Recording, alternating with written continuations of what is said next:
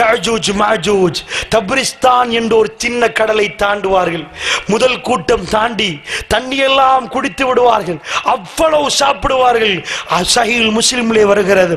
அவர்கள் அப்படியே கடந்து போனால் பின்னாடி வருகிற அடுத்த கூட்டம் யாஜூஜ் மாஜூஜ், அந்த கூட்டம் பின்னாடி வருவார்கள்.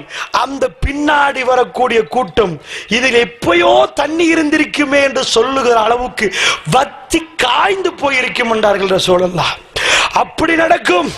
யாஜூஜ் மாஜூஜ்கள் வந்து உலகத்தில் எல்லா இடங்களிலும் அட்டூழியம் பண்ணுகிற நேரம் அல்லாஹ் ஈசா இப்னு மரியம், ஈசா அலைஹிஸ்ஸலாத்து வஸ்ஸலாம் அப்பொழுது வாழுவார்கள், துஆ கேட்பார்கள்.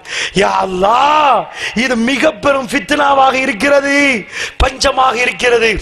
ரசூலுல்லாஹ் சொன்னார்கள், நீங்கள் 100 தினார்களை கொண்டு போய், 100 திர்கம் அல்லது தினாரை கொண்டு போய் அவர்கள் கையிலே கொடுப்பதை விட ஒரு மாடுடைய தலையை கொடுப்பது சிறந்தது என்று நினைக்கும் அளவுக்கு இது ஓமை.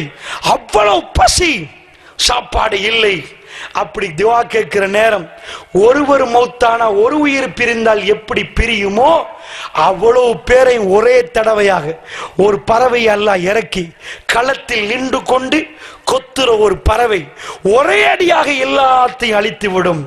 பெருமானார் ஸல்லல்லாஹு அலைஹி வஸல்லம் சொன்னார்கள், ஒரு மலை ஓரமாக அவர்கள் ஒழுகி இருப்பார்கள்.